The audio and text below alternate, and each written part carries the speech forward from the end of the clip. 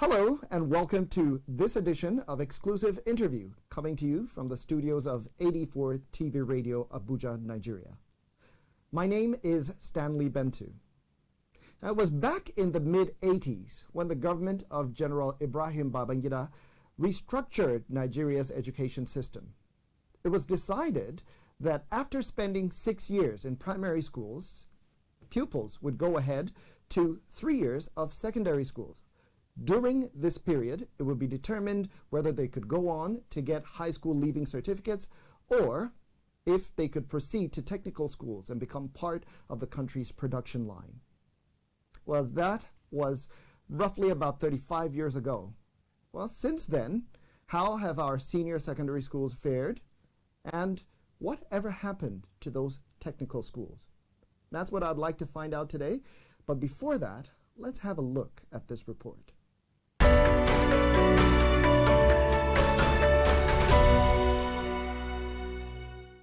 The federal government policy on education is adhered to by all secondary schools in Nigeria. 6 years of elementary school is followed by 6 years of secondary school. Senior secondary school consists of the SS1, SS2 and SS3, which is equivalent to the 10th, 11th and 12th grade. The senior secondary school examination, SSCE, is taken at the end of the senior secondary 3. The West African Examination Council, WAEC, administers both exams. 3 to 6 months after a student has taken the SSCE examination, they are issued an official transcript from their institution. This transcript is valid for 1 year, after which an official transcript from the West African Examination Council is issued. Over the years, however, secondary school education has faced more than its shares of challenges. Transforming secondary education in Nigeria, Nigeria has introduced 34 trade subjects as part of the senior secondary education curriculum reform in order to make secondary school education functional, equipping students for employment and entrepreneurship. The underlying issue pertains to challenges with policy planning, with resulting effects on implementation in Nigerian states and the Federal Capital Territory. The issues stem directly from inadequacy in planning for the inclusion of vocational subjects in Nigerian schools. A disconnect between the subject taught and labor market needs.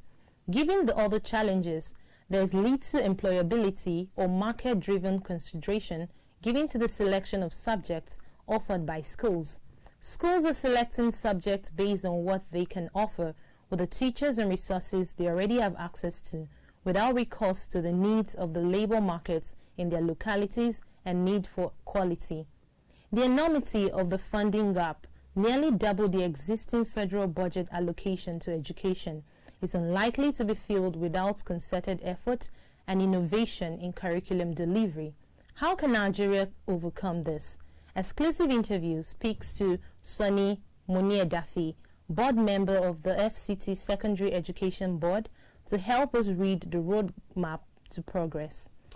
I'm now joined by a board member of the FCT Secondary School Board, Sonny Moniedafe. You're very much welcome to the program. Thanks for having me, Stanley. Good afternoon. Good afternoon. Now, education is a sector of which I have great concern, especially at the lower levels. There's been so much talk about ASU and the ASU strikes and whatnot. But we have a major problem when we look at our pre-university education setup.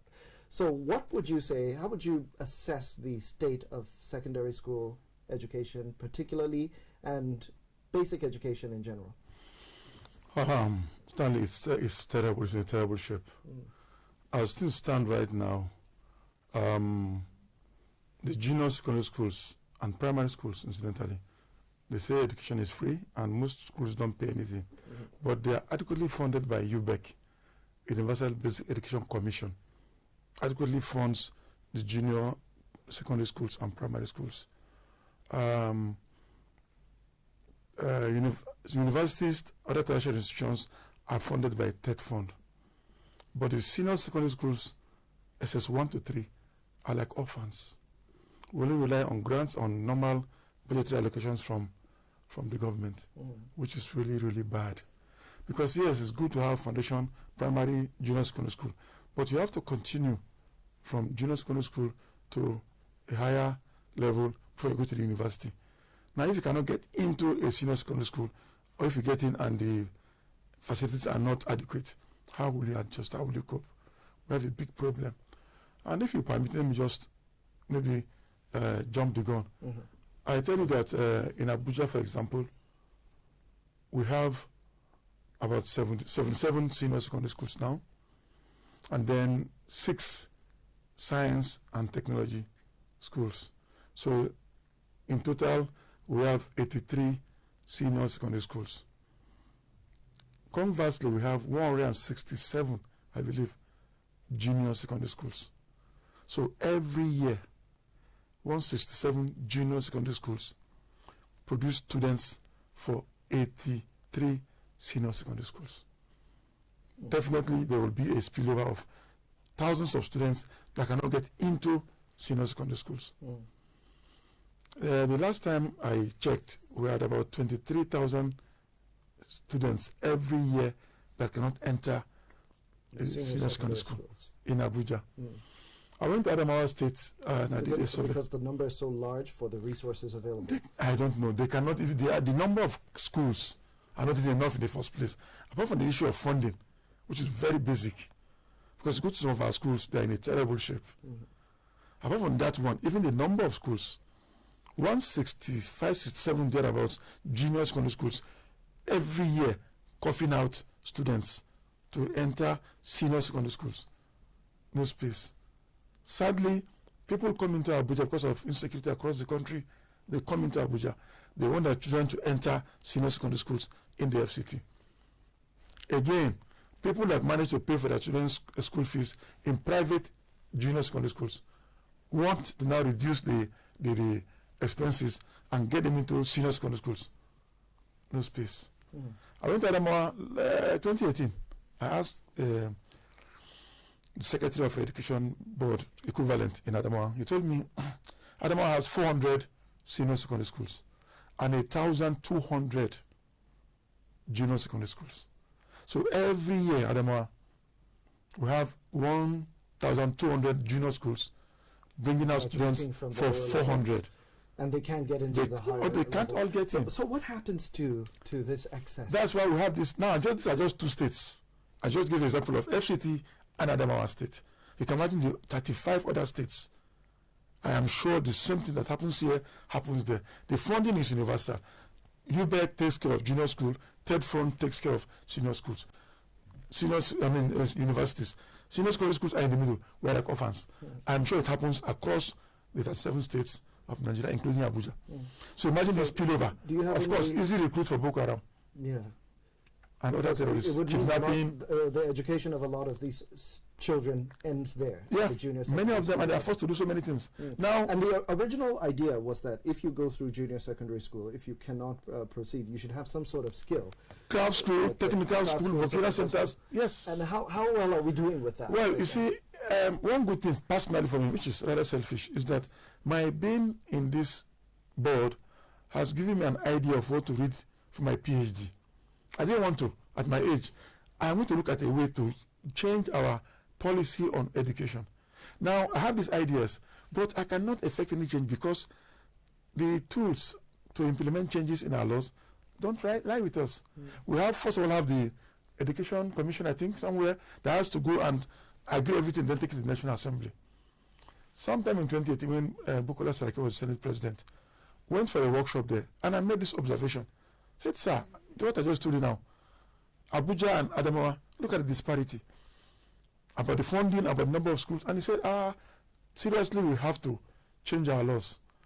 The chairman of the Senate Committee on Third Fund then, I don't know what was the problem, said, no, we cannot change it, as if the money was coming from their pocket. It's very sad and dangerous. It's a time bomb. But in it's fact, interesting that the TED Fund, when it started as ETF, was supposed to take care of education everything. in general. Then it was moved to higher education. Which is, of course, a curious choice, considering that basic education is the foundation of everything. Exactly. So we would need some sort of innovation similar to TED Fund that has sources, independent sources, of Yes. funding, just like TED Fund. Yes, or also maybe amend the Third Fund laws again, because there's no point going to ameliorate the problems of universities and polytechnics. When along the chain, along the production line, the main line that brings in students is incapacitated. Look at the caliber of students that come out of our schools. Now, I schooled in a school in Newman that was renowned for so many things. Our English, the English I speak today, I didn't learn it from university, from my primary and secondary school. That's right. Now, you go to this same school, you hear students speak, it will shock you. I was amused coming to the studio this morning. I saw a comment by the Minister of Education complaining about students that cannot even write a letter in English. Adamu. It is there, but the solutions are there. We have to act fast. Apart from the security angle, we have to act fast and get funding for these schools. Make these schools, more schools being built, furnish them, renovate, make them look good, make them accept more people. If not, we're only churning out more, I'm sorry, I won't say criminals, young boys that will be easily misled to do so many things. It's really Very a breeding West ground. on a time bomb. And on top of these problems that have always been there, we also got hit with COVID-19. How has that affected senior secondary school? Because we remember when the debate was on about whether or not children should resume, there was consideration being placed for graduating or transient transitioning students. Based on that, we actually we started a term around September, I believe, but we had to quickly, I think it was the third term, we had to quickly shut and decide to start afresh. So it's like we just cancelled out one academic year, started afresh. But recently, look at the spike in the number of COVID-19 cases in Abuja. I think for the first time in a long while, higher than Lagos. 108, 168 people, COVID-19, and these are the ones who have been tested. Many have not been tested. Many get tested, they are positive, but they don't get onto the data of the NCDC. Now, we might have to. I'm not in a position to decide what happens, but something has to be done fast. If not, this COVID-19 will remain for us forever. Because coming from work, I passed through this secondary school in a life camp, and I see many of our students without masks. I called the principal last week. I said, "What's happening?" He said, "Sir, while in school, we tell them that they must put on their masks, and if they come out and they don't put on masks, they can easily get infected and then go and touch something and somebody gets infected. It spreads." So the COVID-19 issue has become a big, big problem for us. But Stanley, for me, yes, COVID-19 is there, but by God's grace, it will go very soon. The government has to do something fast about amending our laws so we can adequately fund senior secondary schools. And I would like to get a few ideas from you as to exactly how we can do that, but we do have to take a break. When we come back, we'll be looking at the effects of this particular challenge on our children, and also what are the creative ways that we can fund secondary education. Don't go away, we'll be right back.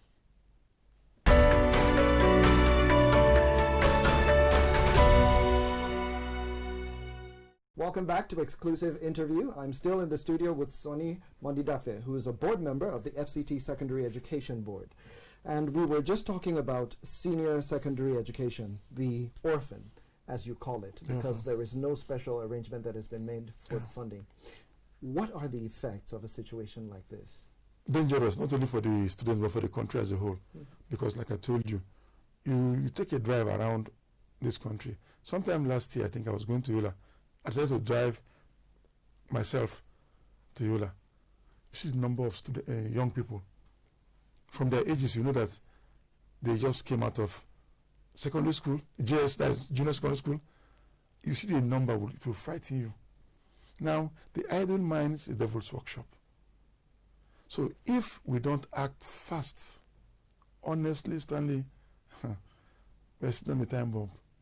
Because the people that have bad intentions find easy recruiting these young men. You can imagine what 10,000 naira will do to such a person. Somebody comes and offers them 10,000 naira to do ABCD, they will do it. Kidnapping. Their education is not complete. Yes, and they don't have a skill. And there's nothing doing. So it's an unacceptable situation. Yes, basically. quickly, vocational centers, trade schools, name them, something else. Because I tell my students when I have the chance to address them, even principals, it's good to know mathematics, be a doctor, be an architect, be whatever. Yes, fantastic. But there are some students who don't care about mathematics or geography or anything. They have skills, locomotive, what do you call it? locomotive skills. They want to go and play sports, something else. I asked them a question. How much is Messi's salary, for example? And they all probably jump and say, about $600,000 per week. Per week. So if we can direct these children's focus towards sports, towards crafts. You see young men coming to do so many things. If we can direct them right, in a short while, we'll have a turnaround, because these are the future of this country. As a popular saying, success without a successor is failure. Right now, we are going on the wrong track fast, and the sooner we pull back, the better. Fund senior secondary schools, get more senior schools opened. If not the secondary school side, get the technical, the craft, vocational centers opened. You can just go in there and do those things. Tackle both of those. Very, very important. Okay, but what about those who do make it through? And you did say we need more secondary schools to accommodate the high number of people who are coming through the system. What are the creative ways that we can fund that? Because the government is going through a very difficult time now financially. I think I'm really here at the right time. As we speak now, Stanley, I was elected the president of my secondary school Old Boys Association, Villanova Secondary School, Numan. I was elected last year. Just had our first AGM November 2027. And one thing I kept telling the old students is that we can't rely on government. I tell them, luckily I'm in Abuja, I run secondary schools, and this is what happens. Government cannot do everything. And they have bought my ideas. As I speak now, if you know about Villanova Secondary School, Numan, and how scarce water used to be, we had, all students gathered money, and we have 2 boreholes right now in Numan, in that school, Villanova Secondary School, Numan. And we are doing a lot. As I speak, I just came straight from a shop. I bought some trophies for table tennis, male and female. The current Amabachama Hormone, Daniel Shaga, Ismaila, we went to greet him on the 26th of November. And he was so happy with the initiative of old boys coming to help the alma mater. He didn't school in Numan, in our school, but he donated a trophy for volleyball boys. Now, a junior colleague, Ambassador Jamil Aziri, 1977 set, now saw that and donated volleyball trophy for girls. Other members, one came with trophy for discipline, some for debate, some for essay writing. So we are plowing back our resources to our alma mater. People should do the same. Government cannot do but everything. There's got to be some coordinated way to do that, because otherwise some schools that have more willing members would enjoy, and then those who don't, would be left out in the cold. So there would have to be some sort of coordinated effort I think these resources. The leader in this instance matters a lot. I know that before me they were presidents, but this didn't happen. It didn't occur to them. And I told them, I said, look, my prayer is that other schools around us will see and copy. We'll be happy to let them have an idea. And as I speak to you now, Mutala Jesus Yola, which is about 100 years old, that has all the big men that can do these things I just talked about now, just like that. They never thought about it. So it's not about whatever, it's the idea, it's the ability to push, to convince people that they have to give their resources. Because truth is that some former executives have done these things and the people don't see the results. Well, let's look at TED Fund for a minute. Do you feel that maybe the mandate of TED Fund should be changed to accommodate senior secondary school? And if you say it does, then wouldn't that make the funds more scarce? Or should there be an increase in the education tax? Now, if I remember, because my late friend, Mustafa Jaji, was an ES in ETF then, and I know he told me that the funding of TED Fund comes from, I think, percentage of tax paid 5% of 5%, yes. Taxes on profits of companies in exactly. Now, they can start somewhere, maybe in phases. It's okay, this quarter we will do schools in the Northeast. Next quarter, schools in the Northwest. Next quarter, schools in the South, something like that. They can come up with ideas. Because sitting down and not doing anything does not help us. Now, having said that, you mentioned TED Fund again. Let me tell you one thing. I went to ERC, Zone 7 yesterday, Education Resource Center. They are part of Education Secretariat in the FCT. I saw the library there, and I asked the director, said that In the past, when it was ETF, they used to fund libraries in Nigeria. Now, this amended law has made it impossible for TED Fund to fund libraries. I think they're doing that now under the new initiative, which they've Fantastic. funding of libraries and stuff. Fantastic, because So libraries, that would be a huge. that will help, because those that are there, if they can learn how to read, readers are leaders. I read books in my primary school. Absolutely. It's still one of my favorite things to do. Yes. Reading books. Julius Caesar, Trade for Supper. What Remember about them? mass education, though? I mean, we do have a lot of people who cannot go to school formally. Yeah. Now, I mean, I don't know how this happened, this program, because I'm thinking about myself. Stanley, I went back to university at 31. I wrote JAMB at age 31. Married for 3 years. Married for 4 years. I had a 3-year-old son. I sat down in a hall in CPS Yola and wrote JAMB. That's adult education. Now, I went to university. Almost all my lecturers were my juniors. And almost all of them knew my younger brothers. So it was a funny feeling, seeing your younger brothers now your lecturers. Now, while there, I saw a lot of elders who were coming in. Now, talking about the mass education, age shouldn't be a barrier. If only we can give the encouragement, let people know about it, they will do it. For example, now I told you I'm going to do my PhD. I'm 64 years old. What am I doing the PhD for? Just to educate myself, just to know more. So just give people the incentive, they will go for it. Okay. We must do something about it. We have to act. And we have to act now. We have to act now. Right. It has been quite enlightening having this chat with you, and a pleasure to host you here once again. Thank you very much. Thank you so much for coming. Thank you. Don't go away. We'll be right back.